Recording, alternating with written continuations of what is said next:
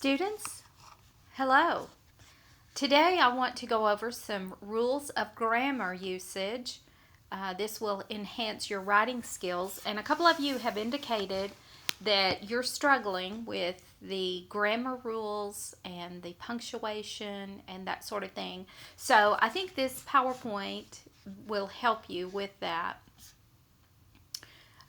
This is taken from the book Elements of Style of Writing by William Strunk and E.B. White.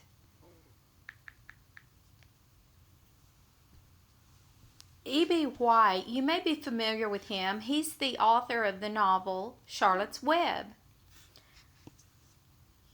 E.B. White was also a college English professor, and he noticed that his students were struggling with their writing skills, their grammar in the writing, their sentence structure, their punctuation.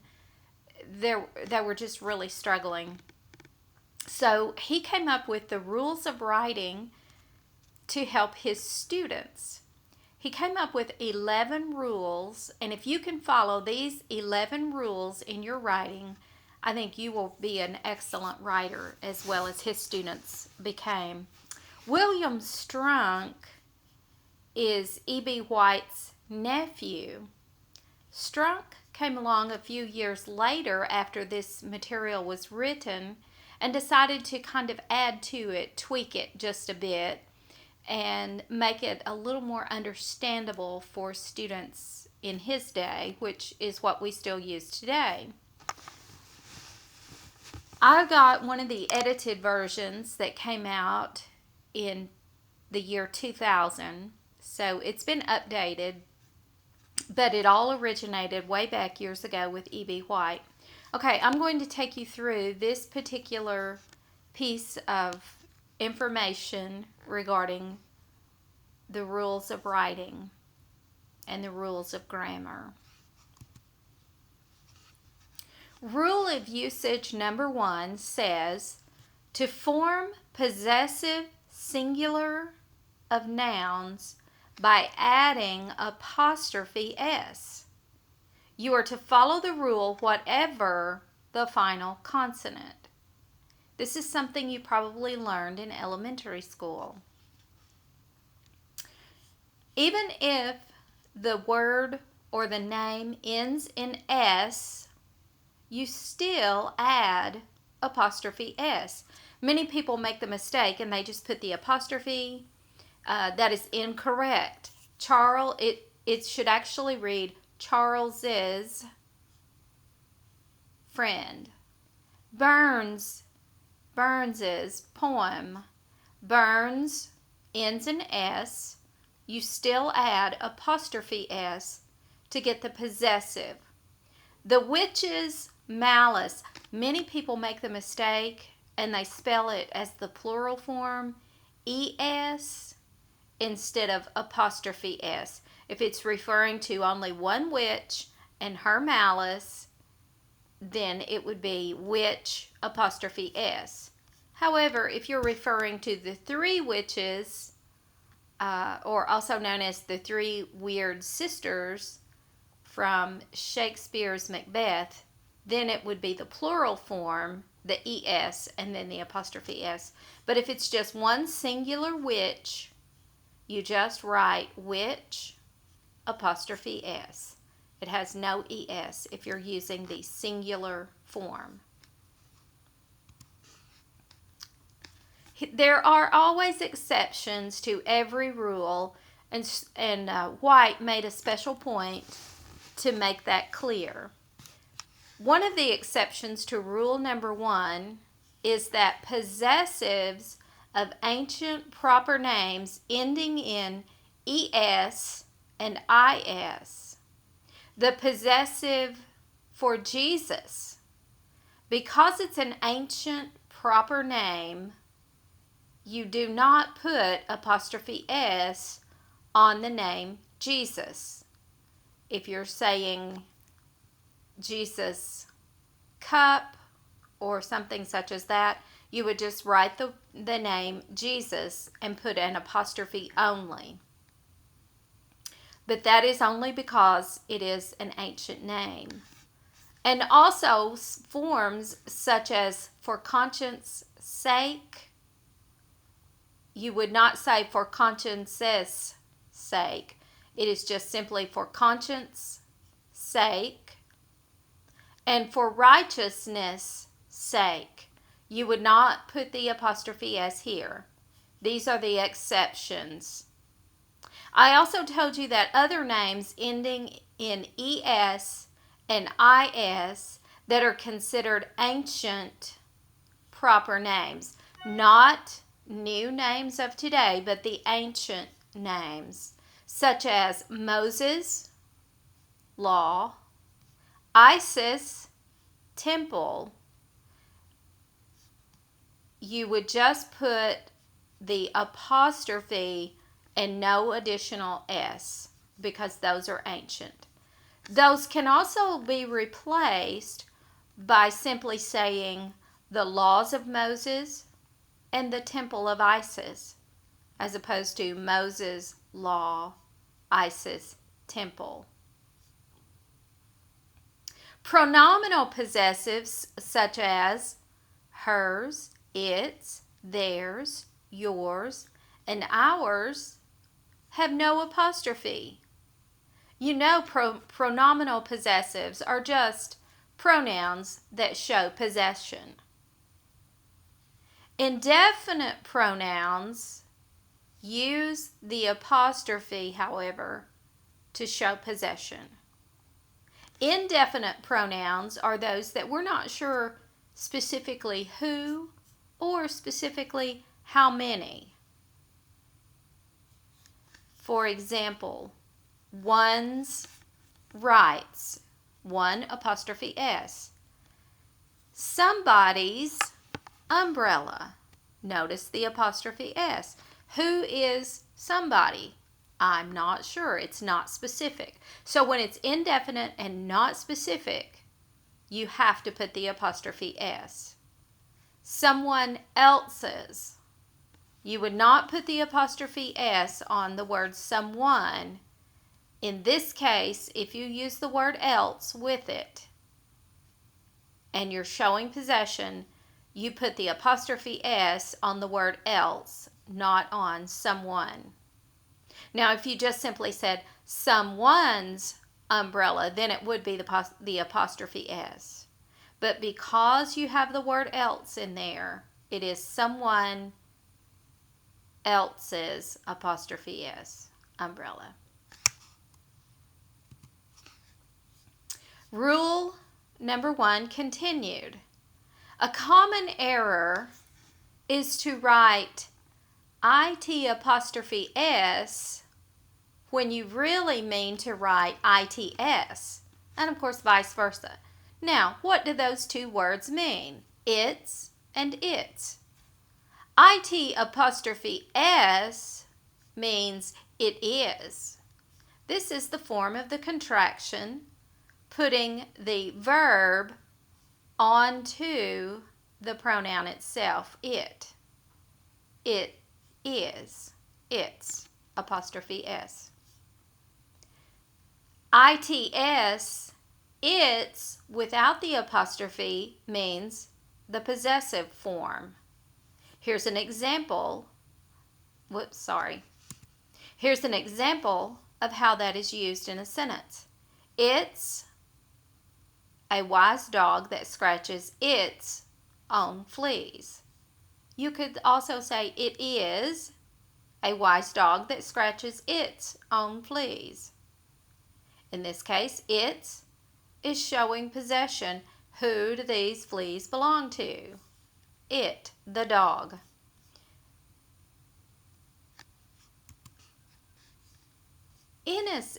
Rule number 2. In a series of 3 or more terms with a single conjunction, use a comma after each term except the last. Here is an example. Red, comma, white, comma, and blue. gold, comma, silver, comma, or copper. Here's a series of actions. He opened the letter, comma, read it, comma, and made a note of its contents. Now you're sitting there saying, I thought the word and took the place of the commas, because you technically could say red and white and blue, but to cut down on using the word and over, you use the comma in its place. Yes, that is one rule of grammar, but another rule of grammar is known as the serial comma. It's also been called the Oxford comma and the Harvard comma.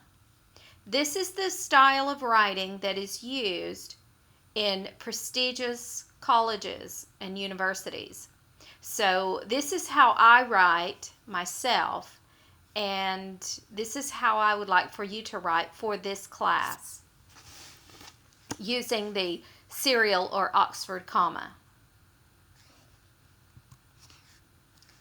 Rule 2 continued. Here is the exception. In the names of business firms, the last comma is usually omitted. And you only do this when you're doing business firm names. Little, Brown, and Company. The two owners of this company, their last name, one person is Little and the other person is Brown. So in this case, because it's the name of a firm, a business firm or company, you say Little, comma, Brown, and Company. Donaldson, comma, Lufkin, and Jenrette. Let me also tell you something about using the symbol and in formal writing is not acceptable unless you are writing the name of a company or a firm, and this is the symbol that is used as part of their name. That is the only time it is permissible to use the symbol and instead of the word.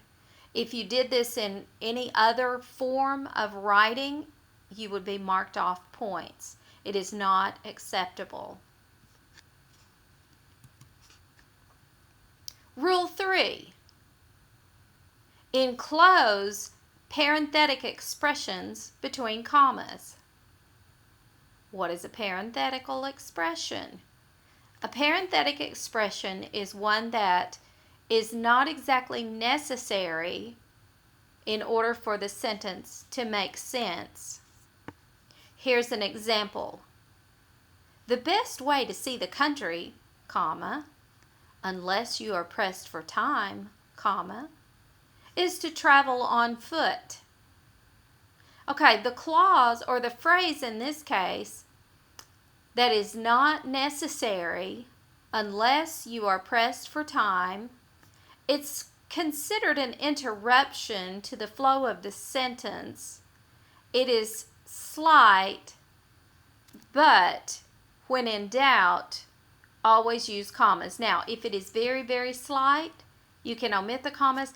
My best advice to you in this case is, when in doubt, don't omit. It's better to go ahead and use the commas. Now, here's how this sentence would read if you pulled out that phrase that is not necessary. The best way to see the country is to travel on foot. Whether you are pressed for time or not, the best way still to see the country is on foot. So this is considered an additional piece of information that is not necessary to the meaning of the sentence. Rule 3 continued. Dates usually contain parenthetic words or figures. You should punctuate as follows. February to July, comma, in 1992. I put the word in there. It should not be there. April 6, comma, 1986. Anytime you have a day of the week beside the month, you must also have a comma. Wednesday, comma, November 14, comma, 1990. The basic rule is when you have numbers, the day, the 6th day of the month, and the year is 1986, you have to have a comma to separate the two dates, numbers, the figures. You have words here, and they have to be separated by a comma. You omit the comma completely when you use the MLA format, and here's what the MLA format will look like. 6 April 2009. There is no comma in the MLA format because these figures are separated by a word. April is in between the two figures. Rule 3 continued. Another exception is a name or a title in direct address is parenthetic. If, sir, you refuse, I cannot predict what will happen.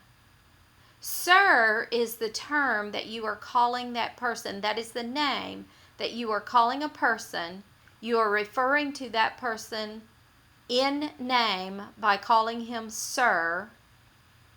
Therefore, it comes after the first word. It is to be set off by 2 commas, a pair of commas. If it came at the beginning of the sentence, if it just read, sir, if you refuse, and then in that case you would only have the 1 comma here. But because the name is interrupting the phrase, then you have a pair of commas. It's 4:30. Here's another example. Well, comma, Susan, comma, this is a fine mess you are in. This is how it would sound. Well, Susan, this is a fine mess you are in. The name is inserted to stress the point to whom you are speaking. Therefore, it is considered parenthetic and must have a pair of commas because it comes in the middle of the sentence or after the first word.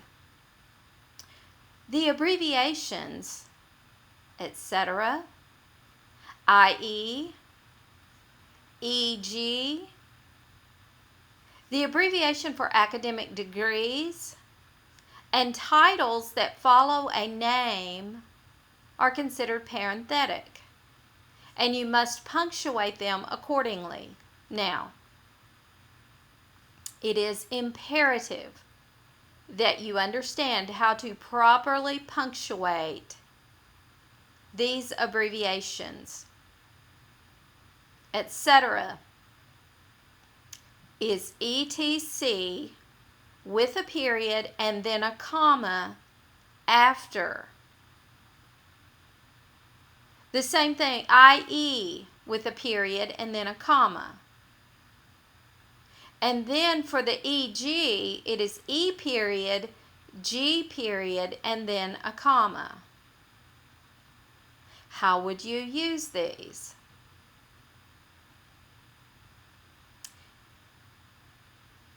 For the party, everyone on the list is coming. John, Mary, James, everyone in the class, John, Mary, James, etc. Okay, so the etc. just kind of lets you know, you kind of already know who's on the class list, you know who's coming to the party, so you don't have to list out every single name, all 16 of them. You just have to list a few, and then you can use the word etc., abbreviated, with the proper punctuation.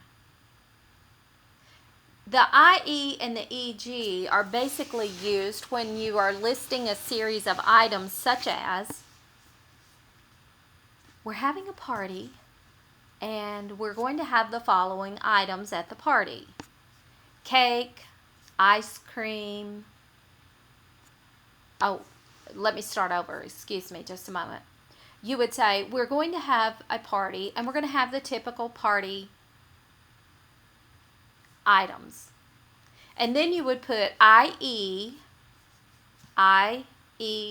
period, comma, and then you would make your list. The IE goes first, and what it basically means is, for example, and EG means the same thing. E period, G period, comma, ice cream, cake, cookies, sweet tea, punch, okay?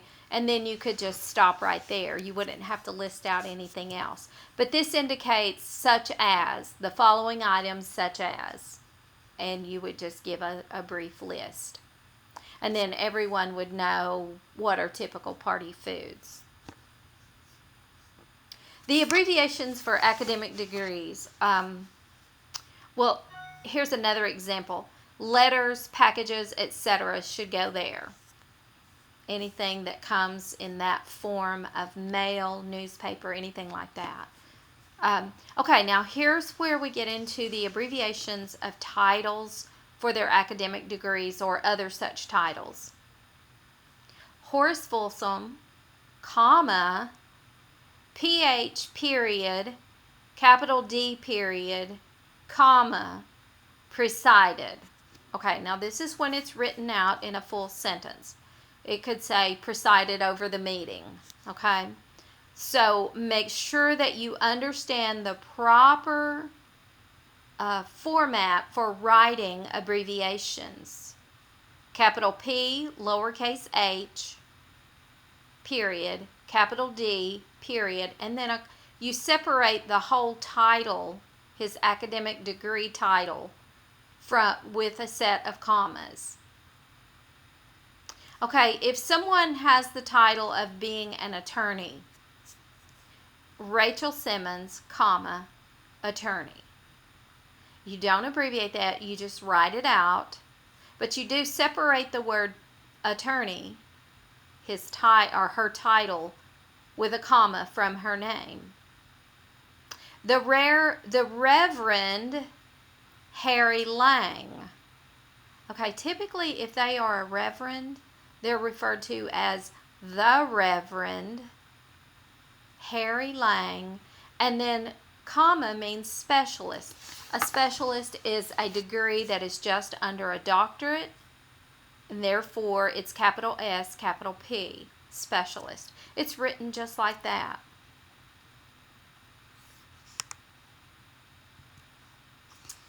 Rule 3 continued. No comma, however, should separate a noun from a restrictive term of identification. For example, Billy the Kid. He's known throughout all of history as being called Billy the Kid. That was not the name his mother gave him. She named him Billy, but she did not name him the Kid. That just stuck because he was the youngest gang member in the outlaw group, and he was tagged as being a kid, and he then became known as Billy the Kid. Even when he was an older gentleman, he was still called Billy the Kid. So the word "the," when it comes in the middle as such, is not capped, but Billy and Kid are capped. The novelist, Jane Austen. No comma to separate that. That is who she is. She is known as the novelist. William the Conqueror. Another example that I did not put on here is Alexander the Great. Okay, those are not names that they were given at birth. Those are just names that were attached to them because of their accomplishments or who they were and how they were recognized. Although junior, with its abbreviation JR, period, comma, has been regarded as parenthetic, logic suggests that it is restrictive and it does not need a comma. So it would be James Wright Jr.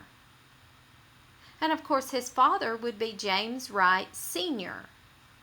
SR, JR. Rule 3 continued.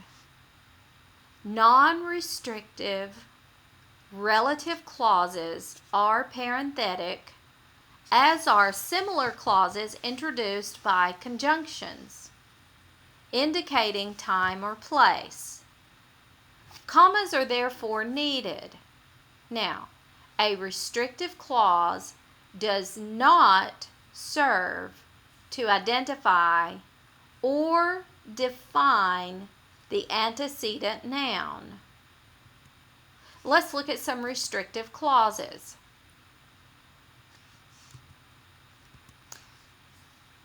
Non-restrictive clauses.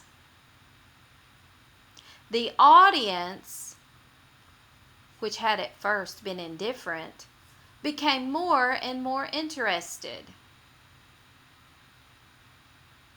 Regardless of how they were at the beginning, they still became more interested toward the end of the speech as opposed to the beginning of the speech or the play or whatever. Therefore, which had at first been indifferent is considered your parenthetic, non-restrictive, therefore it is to be set off with a pair of commas. In 1969, when Napoleon was born, Corsica had but been recently acquired by France. Okay, this is considered parenthetic. It is not necessary information. Just because he was born in this same year, that is not the reason that Corsica was acquired by France. France did not purchase Corsica because Napoleon was born. They did not decide on that day, oh, this baby Napoleon was just born, let's go buy Corsica. So the fact that he was born on this day has nothing to do with France purchasing Corsica. Therefore, it is considered parenthetic and needs to be set off with commas. It's just additional information about that time period. Nether Stowey, where Coleridge wrote The Rime of the Ancient Mariner, is a few miles from Bridgewater. Whether or not Coleridge wrote The Rime of the Ancient Mariner there or not, it is still just a few miles from Bridgewater. So this is considered additional information that, if pulled out, this would still mean the same thing. Nether Stowey is a few miles from Bridgewater. So with this additional information inserted, you have to set it off with a pair of commas. Each of these sentences are actually a combination of two sentences put together, and I'm going to show you how, if you separate these, you have the two separate sentences. The audience was at first indifferent. Later, it became more and more interested. Napoleon was born in 1979. At that time, Corsica had but recently been acquired by France. Coleridge wrote The Rime of the Ancient Mariner at Nether Stowey. Nether Stowey is a few miles from Bridgewater. If you'll notice in each one of those separate sentences, you've got a bit of short and choppy, and that becomes monotonous to a reader. So the writer wants to combine as often as possible to make those longer, meandering sentences, but by doing so, sometimes the writer has to insert some parenthetical information that doesn't have any bearing exactly on the point that sentence is making, but it is somewhat connected and related somewhere in the piece of the writing. So it is inserted, but it is to be set off with a pair of commas. This makes for more appealing and more interesting reading for the reader. Okay, Rule 3 continued. Restrictive clauses are not parenthetic. Okay, so non-restrictive are parenthetic and need commas. Remember that. Non-restrictive are parenthetic and need commas. Restrictive are not parenthetic and do not need commas. For example, people who live in glass houses should not throw stones.